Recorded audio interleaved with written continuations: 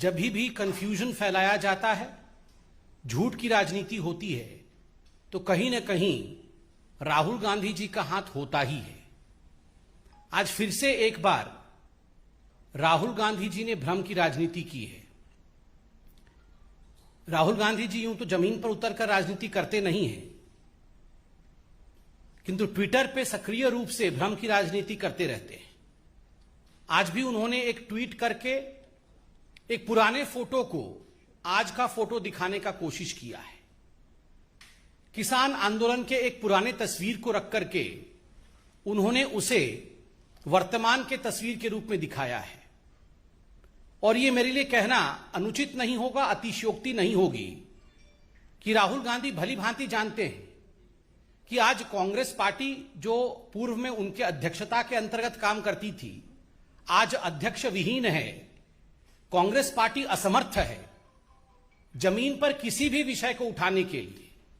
और इसी कारण से कभी सोनिया जी वर्चुअल मीटिंग करती है सभी पार्टियों के साथ, तो कभी राहुल गांधी भ्रम की राजनीति के माध्यम से, झूठे फोटो के माध्यम से राजनीति करने का प्रयास करते हैं। अगर अंग्रेजी में कहा जाए तो Rahul Gandhi has become the political cuckoo of the present day Indian politics. Cuckoo चिड़िया जो होती है वो कभी भी मेहनत नहीं करती है, वो कभी भी अपना घोंसला खुद नहीं बनाती है। दूसरों के घोंसले में आनंद की अनुभूति करने की चेष्टा, this is called as political cuckoo of Indian politics.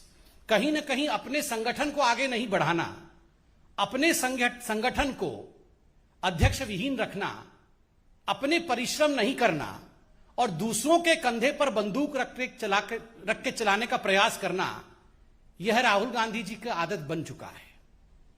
तो of course he has renegaded himself as the political cuckoo of Indian politics. He does not want to work hard. He wants to play politics at the cost of others. He wants to benefit at the cost of others. यही वो राहुल गांधी है जिन्होंने भारत के vaccine नीति के ऊपर और corona के समय मोदी जी के अथक परिश्रम के ऊपर बहुत हमला किया था। आज हम राहुल गांधी जी से पूछना चाहते हैं, राहुल गांधी जी, आज आपने माननीय प्रधानमंत्री श्री नरेंद्र मोदी जी का वैक्सीन संवाद भी सुना होगा।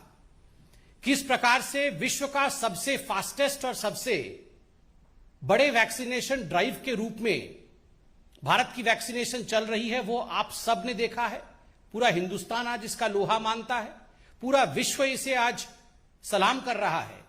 मगर वही राहुल गांधी आज नदारत हैं, एक भी ट्वीट वैक्सीनेशन को लेकर वो करते नजर नहीं आते हैं। आज प्रधानमंत्री जी ने हिमाचल प्रदेश में बातचीत करते हुए बधाई भी दी है। हिमाचल प्रदेश, सिक्किम, दादर नगर हवेली, ये वो राज्य हैं जिनमें 100% कोविड वैक्सीनेशन हुआ है, एक डोज मिला है, 100%।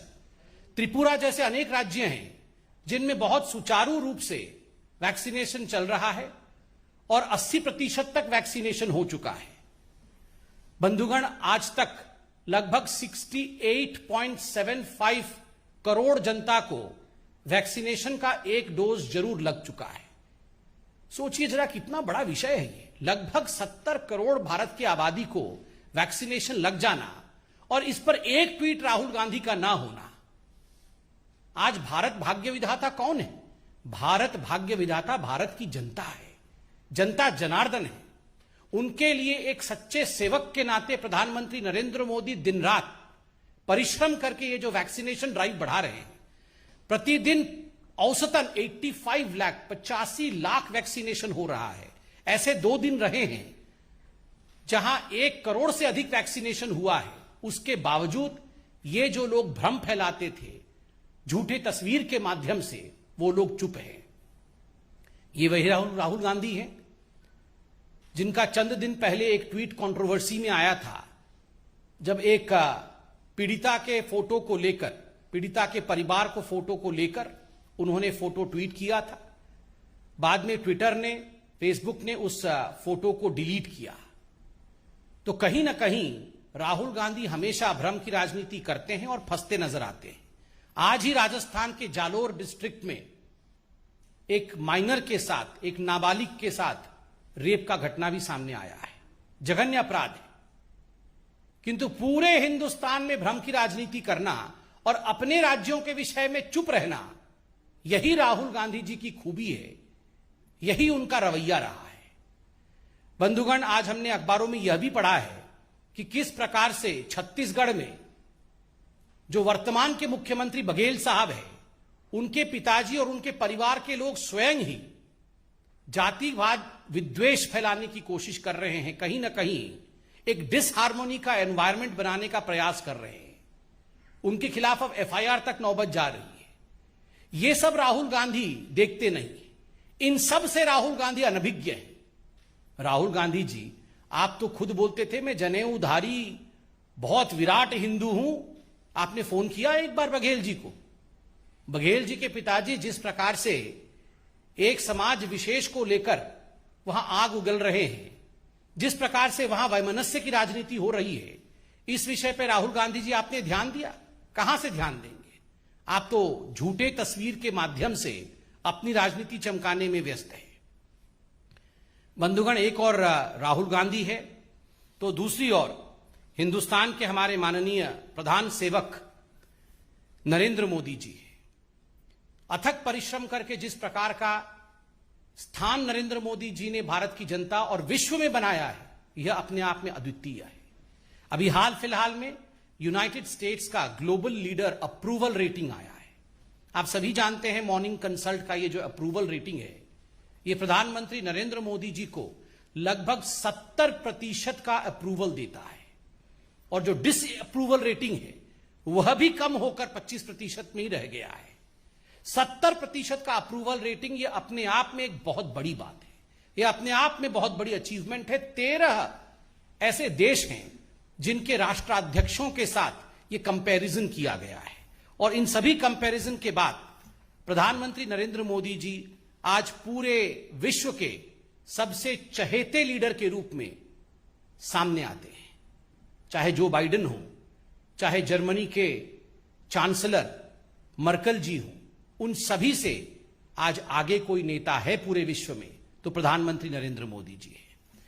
इसमें सबसे महत्वपूर्ण बात है ये जो अप्रूवल रेटिंग है 70% का, जो निरंतर बढ़ रहा है। इससे पहले 66% का था, अब वो 70% का है। ये किन कारणों से है?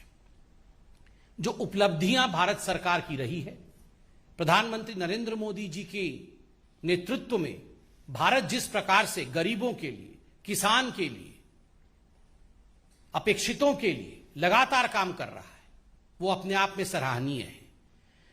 प्रधानमंत्री गरीब कल्याण अन्न योजना के माध्यम से 80 करोड़ जनता तक लगातार 2 वर्षों तक अन्न पहुंचाना, 5 केजी अन्न पहुंचाना, यह अपने आप में एक बहुत बड़ी अचीवमेंट है। ठीक उसी प्रकार विश्व का सबसे बड़ा टीकाकरण प्रयोजन, जिसके विषय में मैंने आरंभ में बताया, यह भी अपने आप में एक बहुत बड़ी उपलब्धि है। पीएम गरीब कल्याण योजना के माध्यम से 1,70,000 करोड़ रुपए व्यय करके गरीबों का मंगल करना, आत्मनिर्भर भारत किसान सम्मान निधि में 1.5 लाख करोड़ रुपए बिना बिचौलियों के किसान के बैंक अकाउंट तक पहुंचाना, यह अपने आप में विश्व का एक रिकॉर्ड है।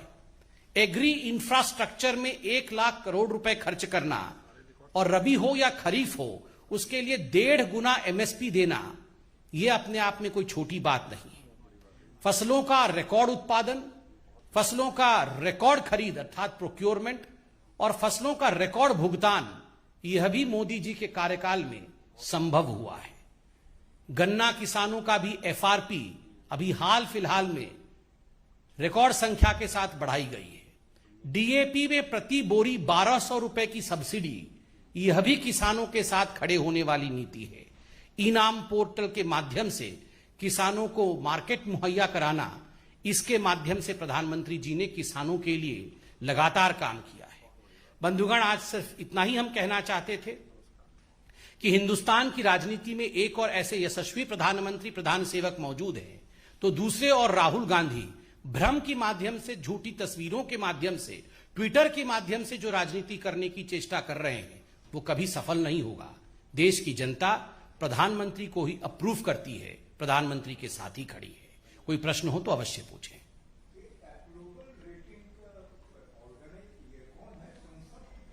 ये मॉर्निंग कंसल्ट है, US based company. US based company कौन सा है? Morning consult. कल मुजफ्फरनगर में किसान महापंचायत बुलाई गई, लेकिन उस मंच का इस्तेमाल किसानों के हित में कम बोला गया उससे, लेकिन उन्होंने ये कहा कि बीजेपी जहां भी जाएगी उसका विरोध करेंगे, उसको हराने के लिए हमारा मकसद होगा। साथ ही मंच से अल्लाह अकबर के नारे भी लगाया। देखिए, जहां तक किसानों का संबंध है, किसान देश का अन्नदाता है। किसानों को जितना भी नमन किया जाए, किसानों के लिए जितना भी किया जाए वो कम है। 70 वर्षों तक किसानों की परिस्थिति हिंदुस्तान में किस प्रकार की रही है, यह हम सब ने देखा है। प्रधानमंत्री नरेंद्र मोदी 2014 से जब से प्रधानमंत्री के रूप में आए हैं, लगातार किसानों के लिए काम करना उनका ध्येय रहा है और वही कारण रहा कि पहली बार 1.5 गुना एमएसपी को बढ़ाना। और स्वामीनाथन जी, जो कि इसके प्रणेता थे, उन्होंने खुद एक आर्टिकल लिख करके ये कहा कि जो मेरे स्वप्न थे, उन स्वप्नों को यदि किसी ने साकार किया है तो उनका नाम नरेंद्र मोदी है। जिस प्रकार से रिकॉर्ड उत्पादन हो रहा है, जिस प्रकार से रिकॉर्ड खरीदी हो रही है, ये सारा कुछ आपके सामने है। क्या यह हकीकत नहीं है कि आज से कुछ वर्षों पहले आप याद करिए, दाल इत्यादि का उत्पादन इतना कम होता था कि हर सीजन में दाल की प्राइसेस आकाश छूती थी। आज ये जो इंसेंटिव प्रधानमंत्री नरेंद्र मोदी जी ने दिया है, उसके कारण दाल इत्यादि के उत्पादन में भी बढ़ोतरी हुई है। पीएम किसान सम्मान निधि 1.5 लाख करोड़ से अधिक रकम किसानों के अकाउंट में डीबीटी के माध्यम से डायरेक्टली जाना, बिना किसी बिचौलिए के। यह बोलने में बड़ा आसान है, किंतु होने में कितना डिफिकल्ट होगा आप जरा सोच के देखिए। इतने बड़े देश में करोड़ों किसान तक इस प्रकार डीबीटी के माध्यम से पैसा उनके अकाउंट तक पहुंचता है, यह प्रधानमंत्री नरेंद्र मोदी जी के कार्यकाल में ही हुआ है। यूरिया की कमी के कारण पहले सड़कों पर गोलीबाजी होती थी, किसानों की जानें चली जाती थी। आज यूरिया की कोई किल्लत नहीं है, यूरिया की ब्लैक मार्केटिंग नहीं होती है। इन सब विषयों को आखिर कौन देखेगा? जहां तक ऑपोजिशन का सवाल है, ऑपोजिशन कहीं ना कहीं अपने राजनीतिक फायदा के कारण दूसरों के कंधे पर बंदूक चलाना चाहती है। यह उचित नहीं है। हमेशा हमारी सरकार किसानों की सरकार थी, आगे भी किसानों की ही सरकार रहेगी।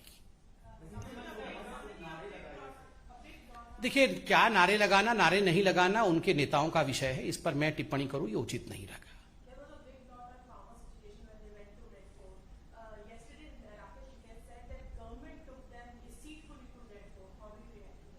See, as far as whatever happened in the Red Fort last time by certain anarchists are concerned, we are of the firm belief that such incidences are deplorable. They play with the democracy of country and should never be repeated. In fact, cases are going on, courts are hearing these cases, and we are of the opinion that soon law will prevail. As far as Bharatiya Janata Party is concerned, we are of the belief that, well, yes, जहां तक लोकतंत्र का सवाल है, लोकतंत्र में protests हो सकते हैं, किंतु लोकतंत्र में अनार्की, अराजकता के लिए स्थान नहीं है। We can have protests in democracy, but we cannot have anarchy in democracy. Mohit.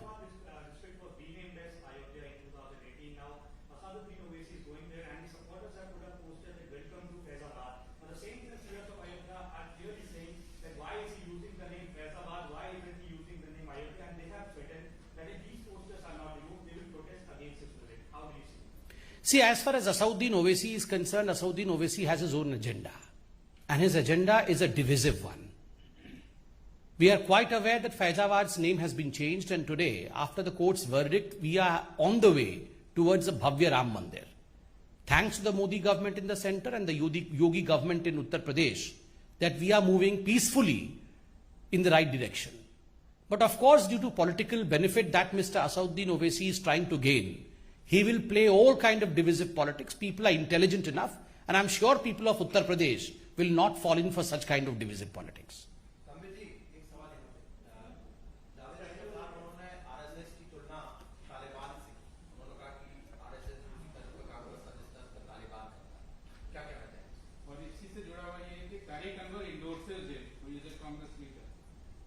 देखिए, वैसे तो मुझे लगता है इन विषयों पे कमेंट करना उचित नहीं रहेगा। इतना गंभीरता के साथ इन विषयों को जनता देख रही है, जनता इसका निर्णय और मूल्यांकन करेगी।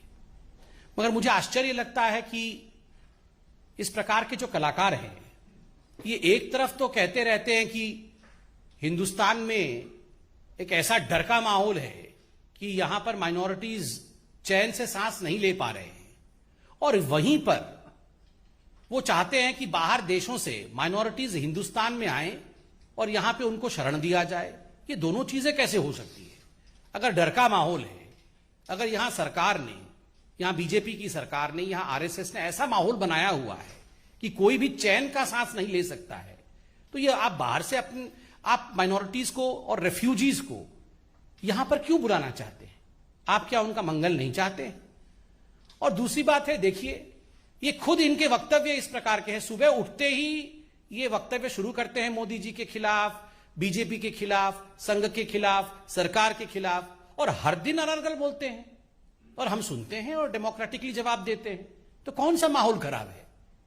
कोई माहौल खराब नहीं है। कहीं ना कहीं ये इनकी आदत पड़ गई थी, कांग्रेस के राज के समय इनकी आदत पड़ गई थी, जिस प्रकार का सरकार उस समय था। अब की सरकार में सबका साथ, सबका विकास, यही ध्येय है, यही उद्देश्य है। इस पे बहुत अधिक कमेंट करना उचित नहीं होगा, जनता सब समझती है।